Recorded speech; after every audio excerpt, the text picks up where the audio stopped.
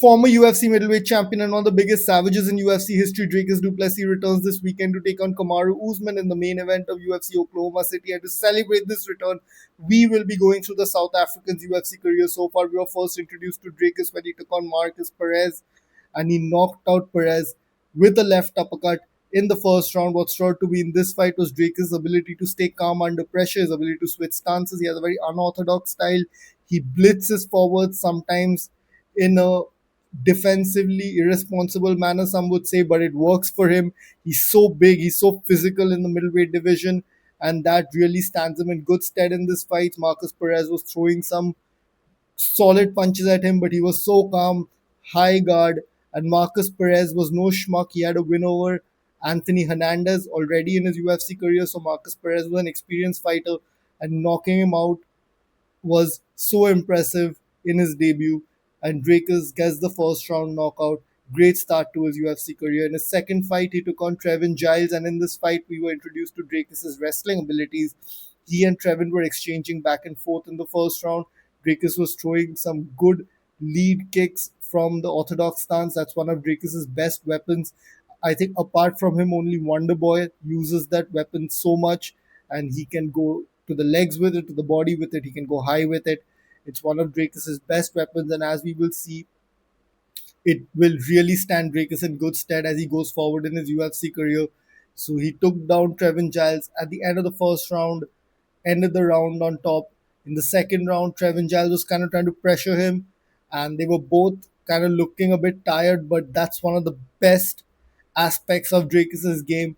When both fighters are tired, he can push harder than you, and that's what makes Dracus such a savage. So when Trevin Giles kind of got him up against the side of the cage, Dracus leapt forward with kind of a Superman punch looking punch and knocked Trevin Giles out cold.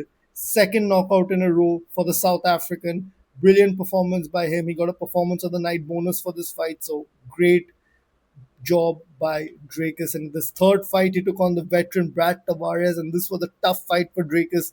As you can see, he lost one of the rounds, the first round to Brad Tavares. Brad hurt him in the first round, but as the fight moved on, Dracus took over, landed some big punches on Brad Tavares in the second and third rounds, had him really badly hurt in the third round, had him very bloodied up in the second round. I think he broke Brad Tavares' nose at one point in this fight.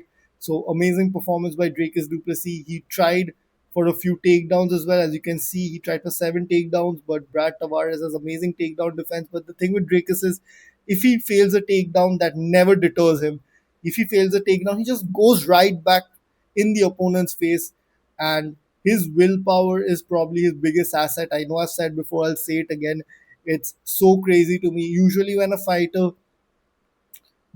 can't get a takedown or things are not working for them, they get deterred. But Dracus never gets deterred. In the fourth fight of his UFC career, Drake took on the gorilla Darren Till, and he won this fight via submission in the third round. In the first round, he had Darren Till in all sorts of trouble. He beat the shit out of Darren Till, probably got 10-8 round. I think at one point the stats showed that Dracus had landed 60 significant punches and Darren had landed none. In the second round, Darren had a better round, but Dracus still got him down and kind of beat him up. But in the third round, Dracus got his takedown pretty early into the round, took the back, and got a submission win. Great performance by Dracus against the former welterweight title challenger. In his next fight, he took on Derek Brunson. In the first round, was a little tough for Dracus. The Derek Brunson got the takedown. Dracus kind of reversed it. They were scrambling back and forth. Dracus tried to leg lock him at one point, but Derek Brunson did hurt him on the feet at the end of the first round. But in the second round, Dracus hurt Derek Brunson with his punches and his kicks. He had Derek Brunson in all sorts of trouble, and in the end of the second round, Derek's corner threw in the towel, and Dracus got this win via TKO. His finishing instincts are on point, and as his career will move forward, it will be harder for him to get finishes, as we'll see. But man, Dracus, if he sees the opportunity to finish, he will go for it, whether it's by submission or knockout, he doesn't care. He chases the finish every time. In his next fight, this was the breakthrough performance for Dricus Du Plessis. In the first round of this fight against the former middleweight champion Robert Whittaker, they were exchanging back and forth. Dricus got taken down by Robert in this fight, but he managed to get back up pretty easily. He was kind of going after Robert a lot in this fight, and Robert Whittaker is not the best when he is unable to dictate where the fight takes place. At the end of the first round, he took Robert Whittaker down with kind of a lateral drop, and he beat the shit out of Robert Whittaker in the first round, cut him up badly. In the second round, he was again hitting Robert Whittaker with some great leg kicks, good body kicks from the front leg in the orthodox stance, as I've told you before. That's one of his best weapons. And then he knocked down Robert Whittaker with the jab, landed some great follow-up shots. And what stood out to me in this fight was when Dracus landed that jab on Robert Whittaker, he actually threw a leg kick right after that. So that really shows some great fight IQ. Most fighters, when they hurt an opponent, they just go head hunting. Dracus doesn't do that. He hurt Robert Whittaker with a jab on right on the face. Robert goes down. He lands a leg kick, digs a body shot, gets the TKO against the former middleweight champion, and that sets him up for his next fight against the then incumbent champion and the current champion, Sean Strickland. And this is one of the most highly debated fight results in UFC history. I'll be very frank. When I saw this fight in real time, I thought Sean Strickland had actually gotten the victory, but I've actually rewatched this fight, and this fight was razor close. I think the only rounds which I don't think are debatable are the first round for Sean and the fourth round for Dracus. In the first round, Sean really marked up Dracus very early into the fight with his jabs. His jabs were really good. He was checking all the leg kicks. But as the fight progressed, Dracus started landing on Sean, landed some good body kicks, landed some takedowns, even though he didn't really do much damage with the takedowns. In the fourth round, he landed a few takedowns. In the fifth round, I feel like Sean Strickland won that fight, won the round, and the second and third round were also very close. I think the third round could go to Dracus, and the fourth and the second was for Sean. So very, very close fight. But regardless of that, Dricus Du Plessis defeated Sean Strickland by split decision and became the middleweight champion of the world. In his next fight, he took on the former middleweight champion at the time, Israel Adesanya, and he won this fight via fourth round submission. And unlike what Joe Rogan will have you believe, Dracus was ahead in this fight already in the fourth round. Actually, he won that first round in my opinion. The second round, he actually dominated the second round. He had Izzy's back at one point, took him down, beat him up a bit on the ground, outlanded him on the feet. In the third round was actually Izzy's round. Dracus was looking a little labored with his punches, and Israel was looking like he's taking over. But in the fourth round, Dracus goes for a takedown. Israel stuffs it. He calls Dracus back to the feet. They start exchanging, and Dracus hurts Izzy and takes him down and chokes him out. What stood out to me in this fight was Dracus was looking tired in the fourth round, so was Izzy. But that's the what makes Dracus Du Plessis a champion. His mindset. When his opponent is tired and when he's tired, he can push while his opponent can't. And in fact, when I feel like when he sees opponent is tired, he starts pushing even harder.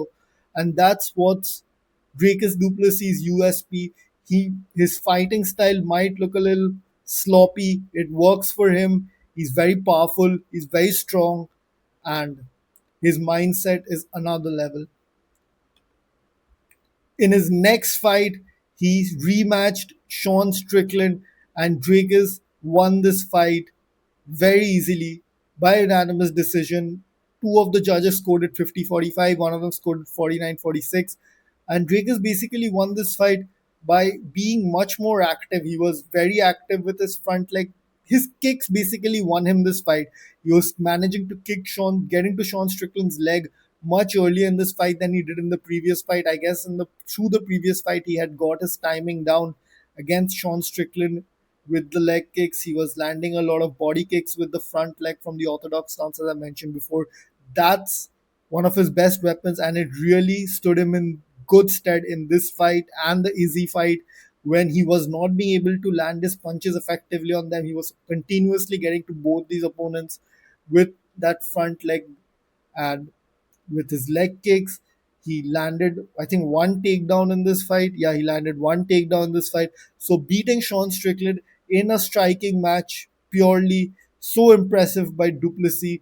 It showed his championship mindset and his strategizing of his team and him that they could come up with a game plan to beat a guy like Sean, who is one of the most tricky opponents in the UFC because while his fighting style doesn't look the fanciest, it's very hard to figure out. His timing is awkward. His length is awkward. That jab, that defense, he's really good. But Dracus got this win, dominated this fight, broke Sean Strickland's nose in the fourth round, and had him very blind up, and he wasn't really marked up in this fight. He was a mess after that first fight, but in this fight he looked perfectly fine after this fight. So amazing job by Dracus. And in his last fight he took on Hamzat Chimaev, who handed him his first loss of his UFC career. As you can see here, 21 minutes 40 seconds of control time for Hamzat Chimaev. But as I've been telling you all, Dracus has that championship mindset. In the fifth round of the fight, Dracus actually managed to get on top of Hamzat, finally managed to stuff the takedown, and nearly got a rear naked choke on him in the closing seconds of the round. But the first four rounds were really bad for Dracus. This is actually the worst performance of his UFC career, which is pretty evident considering the fact that he lost. But Khamzat Chimaev took him down every round, controlled him in side control, controlled him from the back, changed positions pretty effortlessly. Dracus presented no resistance really. So that's a little concerning for me considering the fact that he's going up against Kamaru Usman. But knowing Dracus, he will learn from this fight moving forward. And I can't wait for his return. It's gonna be crazy. Dracus Du Plessis, Kamaru Usman this weekend. It's gonna be sick. I'll see you all soon. Peace.